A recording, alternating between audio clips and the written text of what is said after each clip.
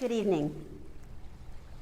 During this season of creation, I invite you to join me as I read the Marshes of Glynn, that beautiful, famous poem by Sidney Lanier. The Marshes of Glynn. Glooms of the live oaks, beautiful, braided and woven with intricate shades of the vines that myriad cloven, clamor the forks of the multiform boughs, emerald twilights, virginal shylights, wrought of the leaves to allure to the whisper of vows, when lovers pace timidly down the green colonnades of the dim sweet woods, of the dear dark woods, of the heavenly woods and glades that run to the radiant marginal sand beach within the wide sea marshes of Glynn.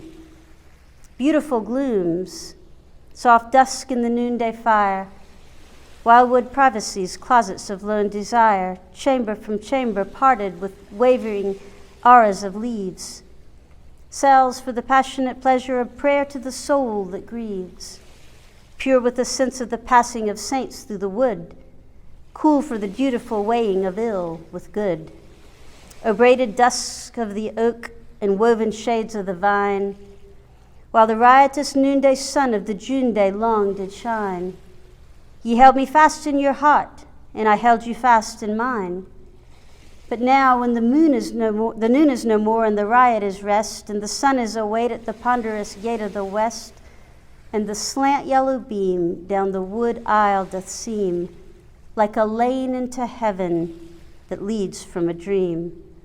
Aye, now, when my soul all day hath drunken the soul of the oak, and my heart is at ease from men, and the wearisome sound of the stroke of the scythe of time and the trowel of trade is low, and belief overmasters doubt, and I know that I know, and my spirit is grown to a lordly great compass within, that the length and the breadth and the sweep of the marshes of Glynn will work me no fear like the fear they have wrought me of yore, when length was fatigue, and when breadth was but bitterness sore, and when terror and shrinking and dreary unnameable pain drew over me out of the merciless miles of the plain.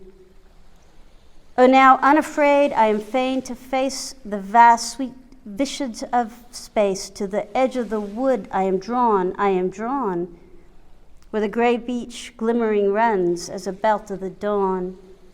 For a meet and a mark to the forest dark, so affable live oak, leaning low, thus with your favor, soft with a reverent hand, not lightly touching your person, lord of the land, bending your beauty aside, with a step I stand on the firm packed sand, free by a world of marsh that borders a world of sea.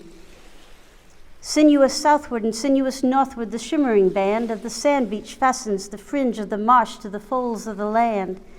Inward and outward to northward and southward, the beach lines linger and curl, as a silver wrought garment that clings to and follows the firm sweet limbs of a girl, vanishing, swerving, evermore curving again into sight. Softly the sand beach wavers away to a dim gray looping of light.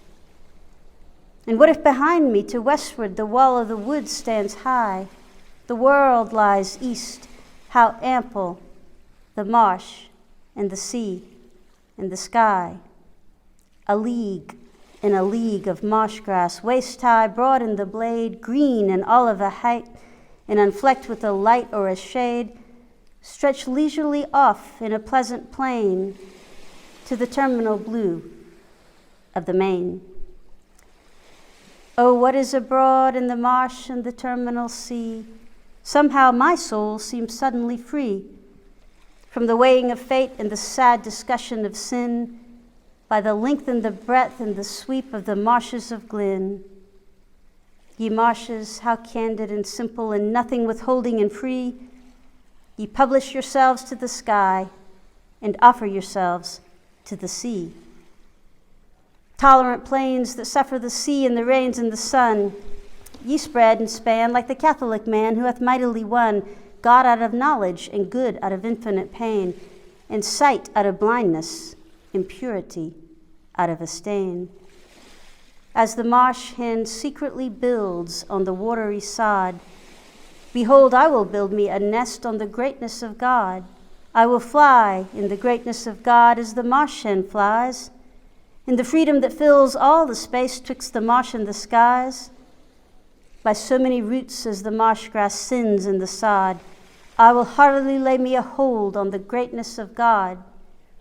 O, like to the greatness of God is the greatness within, the range of the marshes, the liberal marshes of Glynn. And the sea lends large as the marsh, lo, out of his plenty the sea pours fast, full soon the time of the flood tide must be. Look how the grace of the sea doth go, about and about through the intricate channels that flow here and there, everywhere, till his waters have flooded the uttermost creeks and the low-lying lanes, and the marsh is meshed with a million veins, that like as with rosy and silvery essences flow, in the rose and silver evening glow, farewell, my lord sun, the creeks overflow, 1,000 rivulets run, twixt the roots of the sod, the blades of the marsh grass stir, passeth a hurrying sound of wings that westward whir, passeth, and all is still, and the currents cease to run, and the sea and the marsh are one. How still the plains of the waters be. The tide is in his ecstasy. The tide is at its highest height, and it is night. And from the vast of the Lord will the waters of sleep roll in on the souls of men. But who will reveal to our waking kin the forms that swim and the shapes that creep under the waters of sleep? And I could know what swimmeth below when the tide comes in, on the length and the breadth of the marvelous marshes of Glynn.